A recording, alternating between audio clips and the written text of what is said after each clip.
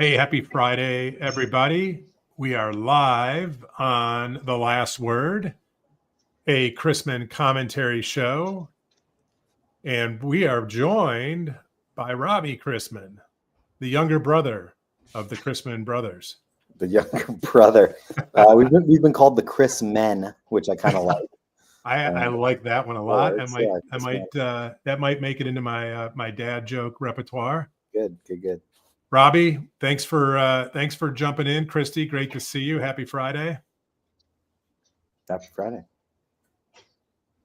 So Happy Friday, all. Yeah, we've got a lot to cover. Obviously, there was some news out of Jackson Hole that we can probably start with, but just for our KP and Courtney fans that tune in just for them, don't be disappointed. Stick around. We're going to add a lot of value, but KP is on a plane heading back to his family in Southern California after attending the NAMBA event in Orlando. And Courtney's got some crazy race that she's doing in, I think, Memphis, Tennessee, maybe. So the three of us are going to do our best to end the week with a bunch of info and a bunch of value. Yeah, well, with a little inside baseball here for viewers of the show. I met up with Brian in Michigan at his humble abode. We hung out on the back porch, which is really nice. Courtney's nearby. I hit up Courtney to hang out as well, and she's like, sorry, I got to go run 15 miles. So very serious about her preparation for this race that she's doing. Yeah, good for her. I mean, Somebody's Robbie, if you've never run a marathon, you gotta do it, because my husband and I ran a marathon together, and I trained, and he's like, I'm in shape, and he did one run for 1.5 miles before running a half marathon. One of us fared better than the other in that race. Okay. Do we cross the line hand in hand across the finish line together, or everybody for themselves? No, it was every man for themselves. Yeah, a friend of mine's There's a little competitive nature here. A friend of mine's about to get married, and he just ran the San Francisco Marathon. And I hung out with him and his wife in LA after the Western Secondary. And I said to the wife, hey, are you also working out? Is he inspiring you with all this running he's doing? And she goes, no, I'm doing less, because as on average, we're both doing more. So there's, could go both ways. I like that. I do like that. That's a good philosophy. Yeah. I've never ran a marathon in the sense that we're discussing, but I know what it's like to be in a marathon. That's my life in this perpetual startup at FinLocker.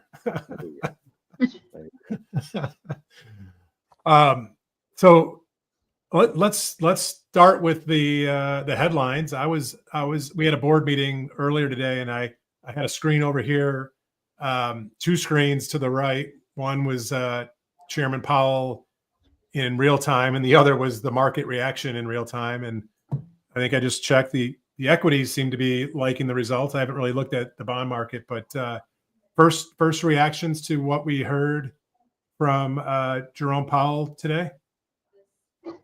Christy, go ahead. I'll say it. Robbie, I'll let you go first. Okay. This is your area of expertise. I know we don't have our normal capital markets expert KP here, but I'll do my best to fill the void. The tweets have finally gotten to Powell, if you will. The pressure has finally gotten to Powell is kind of my interpretation of it. And the last that I looked, we're seeing a nice little rally in the bond market, which is good to see. I guess we noted in the commentary this week, mortgage rates are sticky on the way down, but not the way up. So even if we see a rally amongst treasuries, we might not necessarily see that drop in mortgage rates as well, as we kind of wait for the dust to settle. But essentially, Powell cleared the way for a rate cut in September. And I think we saw over the course of this week, the odds of a rate cut had declined from 90% in September down to mid 70s, little under 80. They're back up to 90 after this speech. And so I think actually 72% to 90% are the specific numbers. The dovish surprise wasn't really that he acknowledged the rising downside risk to employment, but that he kind of signaled that the shifting balance does warrant a change to our policy stance. And those words coming out of his mouth, or at least in the prepared remarks, that verbiage, triggered to people out there, hey, the Fed's ready to cut, which there's obviously varying opinions amongst the public, general public, and the Fed. There was dissension at the last meeting. Now this throws even more of a cat amongst the hens, if you will, in terms of, are we going to see a unanimous or consensus decision in September? Is it going to be more toward a 50-50 split amongst the 12 voting members? What's it going to be?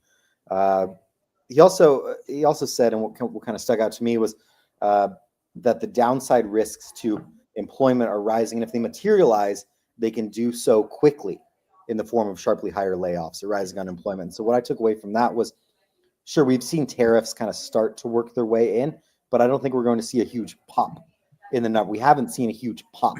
Wholesale inflation, PPI printed higher than CPI, obviously, but I think the Fed's focus now is how quickly could employment potentially unravel here, and we need to keep that in mind.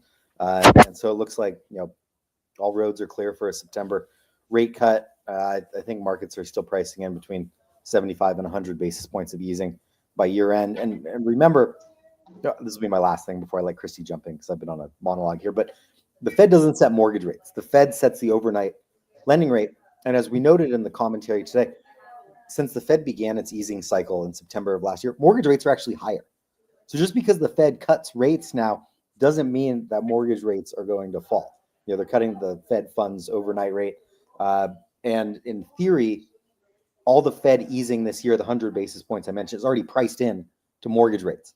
So unless we see some big surprise one way or another with unemployment or inflation or something, I don't see mortgage rates precipitously falling anytime soon. But it's nice, nice general headlines for the public to kind of latch on to.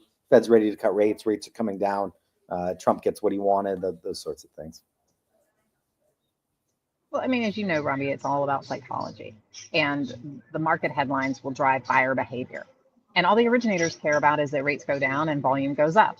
And even if rates don't go down, if volume goes up, then people are pretty happy in our space. I don't think that anything that happened today really changes the outcome of what we were expecting. I hope it just keeps pushing us in the right direction. We keep having the right conversations. And, we talked about this, I can't remember if it was last week or the week before, but talking about just as an originator, you've got to get out and do the activities. You've got to get out and make the calls and do the things. Because if you're not doing those things, it's not going to matter what happens with rates. You have to be available and talking to people in order to have conversions.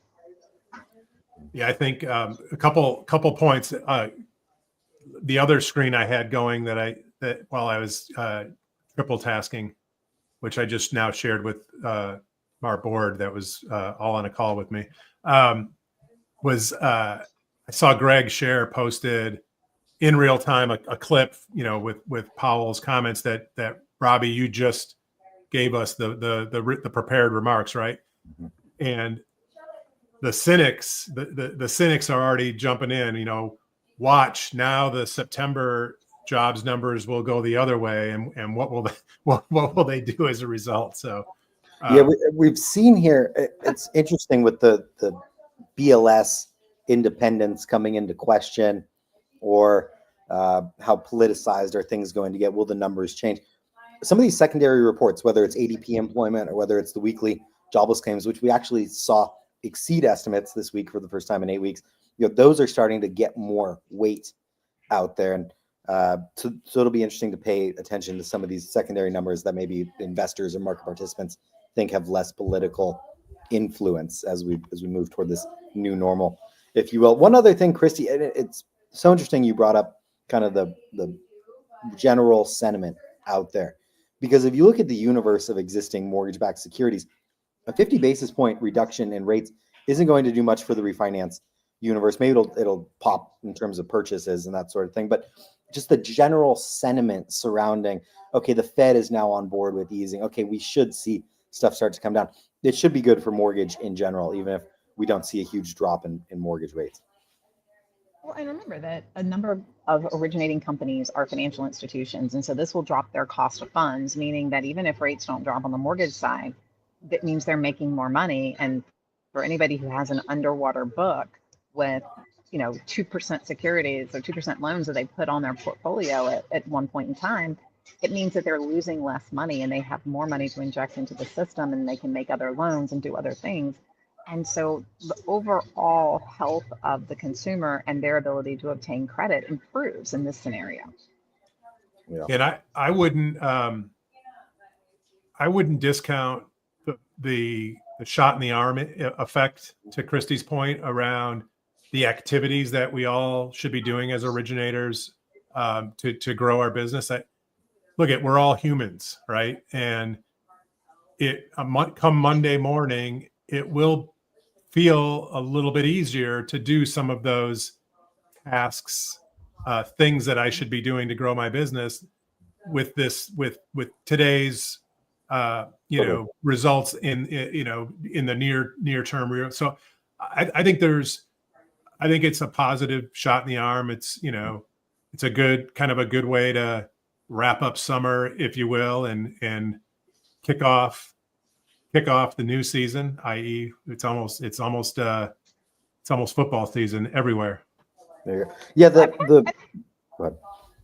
I'll say I've had a couple of conversations with folks, and I feel like we now have kind of two really different camps that are, hey, this rate cut is going to happen. It's not massively going to change rates, but it's going to continue to keep the market moving. We're going to continue to see growth in sales. Buyers are going to get off the sideline because hope is powerful, and this is what's going to happen. And then there's this other group that is still like very pessimistic. That is, hey, I think Logan Monashami calls them the housing crash bros. Like, hey, this is going to get like 08. This is going to be awful. And that group, at least from the anecdotal conversations I've been having, that group seems to be growing, and their voices are getting louder. Like there's some fear in this marketplace from our industry, not necessarily from consumers, but from our industry. Yeah, it's good for originators. If you're talking to clients on Monday, hey, all these Fed remarks have been priced in. So if you think there's going to be more drops in rates, the market has already incorporated all these expectations in. Get off the fence, lock your loan. Sure, we have a float. Not that you want to champion this necessarily. Capital markets department will not be happy I said this, but yeah, we have a float down policy in the event rates do go down. But it's been priced in. Lock your loan. One in the hand is better than two in the bush. Let's get your loan, closed here. Let's do it. Well, as an originator, I've kind of always thought that way. Mm-hmm. That wherever rates are, you need to lock. Like, how big of a gambler are you? Right. Well, especially first-time home buyers, right? If you're comfortable with this scenario that we're looking at together right now, how comfortable are you to if we didn't commit to it today, if it slipped the other way, an eighth or a quarter, is there enough comfort there for the potential upside if it happened to go the other way? And I've always thought if we're bird in the hand, call it what you want, right? But if you're comfortable now, it is the best time to lock and proceed. Yeah. So absolutely. Let's shift gears on a couple news items. I don't know, maybe somewhat tangential to this conversation. We saw the Lisa Cook accusations this week around mortgage fraud. I think that's our second or third kind of high level, similar kind of accusation. When is there more coming? What do we think? Is there a there? It's hard to know, because when you think about buzzwords, sometimes I think that word gets thrown around a lot. When there are, one of the things that constitutes fraud is intentionality, right? You have to have intentionality for it to be fraud. And you also have to have knowledge that it's different than what you thought it was. So I wonder where the details are. Headlines grab a lot of attention. Right. I would say if I'm trying to get two places in a month and I put primary residence on both of them, I know what I'm doing. However, the most interesting part of the story to me, and sure, hopefully the actual facts come out later on, is she's been a historically dovish Fed member, which is exactly what Trump has been asking for. And it's like, sure, if you replace her with somebody and you then get to control, call it 4 of the 7 Fed governors will be Trump appointees, and maybe they pledge more fealty to Trump than she did. She was already one of the ones that was saying, I'm up for lower rates. I'm up for easier monetary policy. And I took some heat for this in the commentary the other day. My dad's in Europe, and so I've been writing it all week, talking about how this, along with Letitia James and Adam Schiff, there's a politically motivated trend. Then it's, of course, oh, well, you're not mentioning anything on the other side about it. It's just where we are right now. I'm it's hard these days to say anything without upsetting people out there. So like I said, I'm a little confused about she's historically been in Trump's corner with what he wants here, and yet here we are going down this path to make new headlines, and maybe it's a distraction thing to take away from other stories or whatever. But I do think there's something there. I just think it is politicized in some, to some degree. Yeah. I would agree. And again, I think it's about headlines. And we live in a society where people scroll through TikTok and Instagram and whatever social media channels that you have, and you watch shows in 3x speed. And the attention span of folks is not enough to go click through more than the headline. And people tend to get their news off of Twitter and Google or YouTube and wherever. They're not reading in-depth pieces that are 19 or 20 pages long. And so that headline has impact. Mm-hmm. It's so interesting you said that. I had a cross-country flight earlier this week from Boston to SFO, which is one of the longest in the US. It's almost 6 hours. And so I got caught up on a bunch of New Yorker articles. And one of them was talking about how you just have to Trump understands social media so well. And he really does, in terms of you just have to say something, and that's what people will latch on to. Like you said, Christy, the headline, the attention deficit, the lack of attention span we have these days. It doesn't have to be true, but once it's out there, it's true to a degree if people are talking about it. And he has mastered that. And so I'm sure it hasn't been a very fun week for Miss Cook, but or her loan officer, or her loan officer. But I'm all for less fraud. The counter argument. I'm all for I mean, wait, is anybody for more fraud? Like, we're all for less fraud. I'm for less. However, someone did say something interesting to me, and I'm pretty down the middle. I like trolling both sides. But someone said, we'll go look through Pulte's real estate portfolio of all the people they've sold homes to. You think there's no fraud there? Like, there's fraud everywhere you look. It's just, where are you looking and where are you focused in the present moment? Like, come on. Yeah. Set aside the person in this particular case, right? And let's assume that both loans are performing. What's the remedy at the end of the day? There's a loan level price adjust, and there's some original, whatever the factor was originally, there's economics, I think, that could, quote unquote, create a saleable loan at the end of the day. Yeah. And it's a whole different can of worms we could open with this, but I'd like to think the industry is progressing in terms of its underwriting ability. Historically, the industry was so good at finding debt obligations, but not as good as finding various alternative streams of income. And it's like, if a loan is performing and saleable and all these things, what's the big? And I don't want to say what's the big deal, because someone's going to get at me with some lending violation thing. Lawyers are going to come out. But I'd like to think that the industry could get better at properly pricing loans that are high performing and are fine to originate at the end of the day. Yeah. So, Robbie, you kind of opened this door for me, so I'm going to take it and kick it in.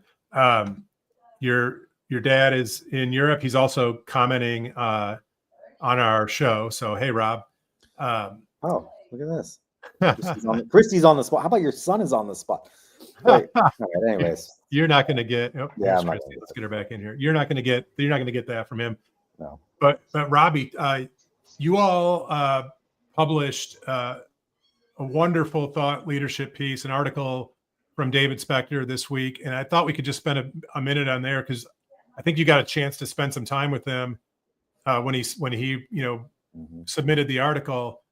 First of all, as a lifer in this industry, in this business, that David and the team that kind of he grew up with, if you will, were folks that I paid a lot of attention to early in my career, and he was always somebody that I looked up to and respected. And so I think it's super refreshing and helpful to have voices like David's, be shared with the industry, and specifically with the current newer generation of mortgage professionals. And I would just love your kind of synopsis on your conversation with them.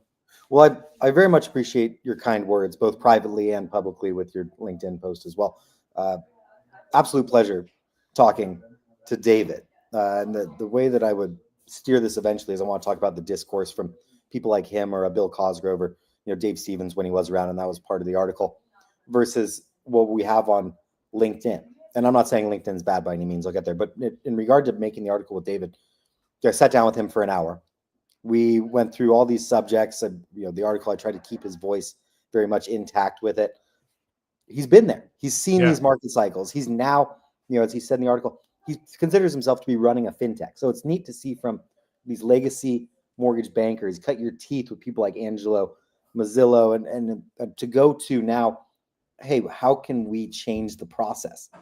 Sure, we have a huge advantage by being being a well-funded company, having all these borrowers and their data at our disposal. But how do we change the process? And I thought that the cool unifying thing from the article was, let's be together as an industry. Let's figure out what is important to us as an industry and champion for that and lobby for that and get change in those areas where we can all come together and get on board, versus having all these disparate voices or these are more his words than mine, but people that made a quick buck during COVID and thinking they know how mortgage works, when it's like, right, Ryan, you've been there for decades. David's been there for decades. My dad has been there for decades in terms of seeing these market cycles, seeing how these things work.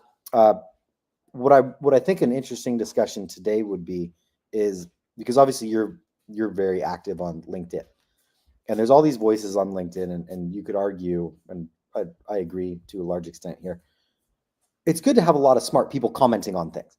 But a lot of times on LinkedIn, you can get lost in this, like they said this and they said this and they said that, and you don't know where to go. And so I think David was saying, kind of, for lack of a better way of phrasing this, let me be the adult in the room a little bit and kind of like, let's all come together. Yeah.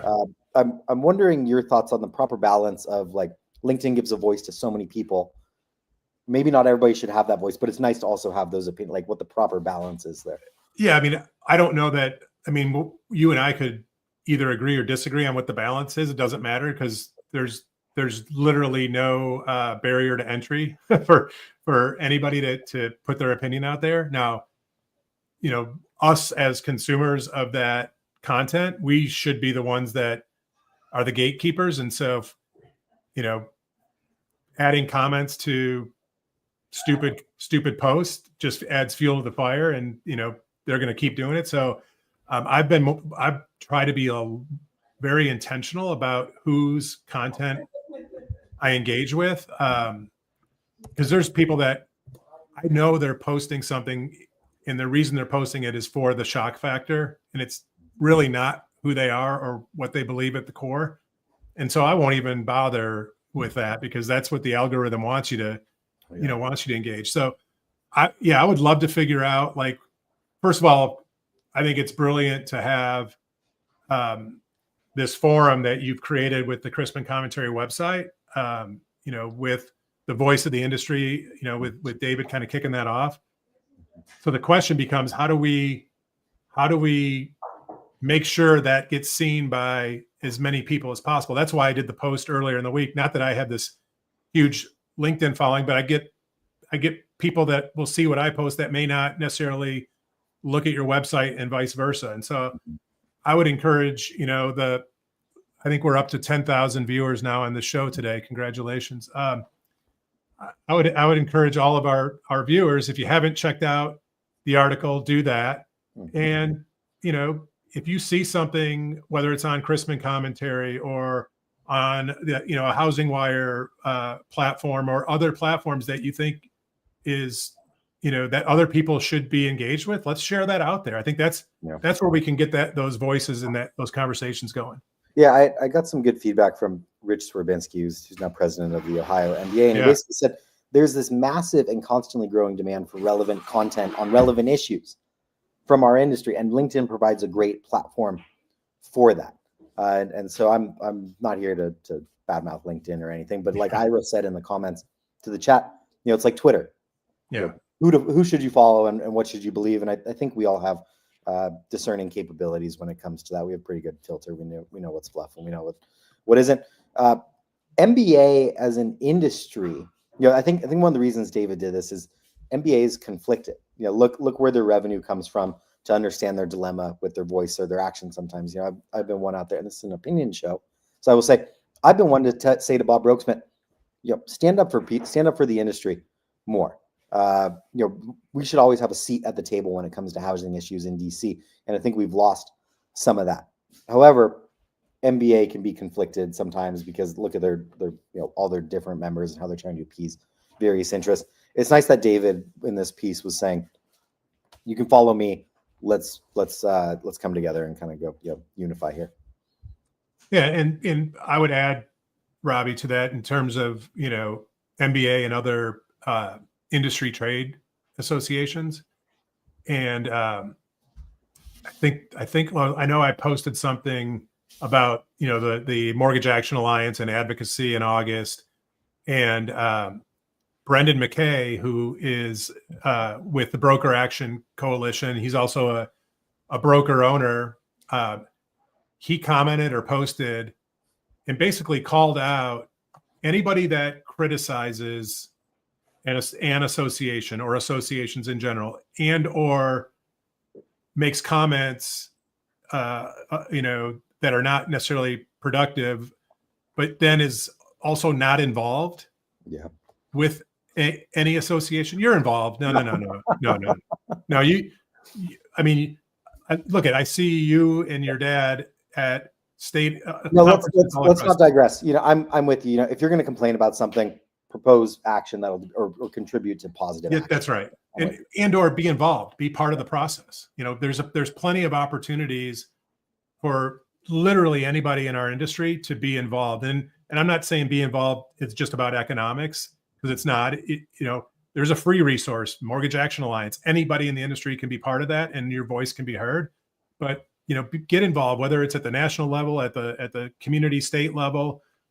We all have those opportunities, and that's really that's where change happens. And we need more of the David Spectors of the world to kind of to help us understand and put perspective around where we are today relative to where we've been.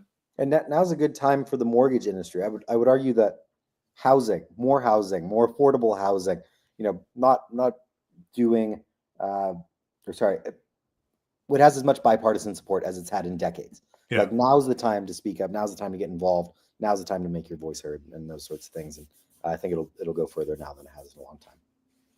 For sure. Well, we lost Christy, and she was on a spotty Wi-Fi. But Robbie, any last word for the last word today? I'm going to reiterate what Christy said at the start. The news that came out this week, especially as pertaining to the Fed today, makes for a great storyline when you pick up that phone and call your borrowers on Monday. Yeah. Hammer those phones. Let people know now's the time to get going. I know you've probably been on the sidelines, been waiting for stuff. Now's as good a time as ever. Hopefully this puts a little pep in the industry's step, little wind in the sails, and that'd be nice to see, especially as what is traditionally the strong home buying season winds down. A little boost here toward the end of the dog days of summer. Yeah, I mean, that was a good little KP shot of positivity for the audience. Well done, Robbie. Thank you. Is it possible? This will be the closing question. Is it possible that the actual home buying season's about to kick off? That's a possibility. Sure. Let's do more positive. Yeah, why not? Because the people that buy in the spring or the summer, they're traditionally it's moving for schools, and that's why they do it at the time. We have all these first-time home buyers on the sidelines, and we have all these people that are empty nesters that have kind of been in this lock-in effect on the sidelines. Let's get those two groups going. They're not, they're a little more agnostic when it comes to seasonality. So I think there's definitely some meat on the bone out there. We'll let Bob have the last word, because he's He's got a lot there. Not being engaged in the conversation is not an option in this mortgage world. Any mortgage advocacy group is good. Not just the quote, if you're not at the dinner, you're on the menu, but when we are silent, someone else is telling our story. We must support the value of housing finance and meet your elected officials and develop a relationship that will determine our future. Amen, Bob. Love it, brother. Robbie, great having you on the show. Have a great weekend. We're off next Friday, folks. Going to take the long holiday weekend.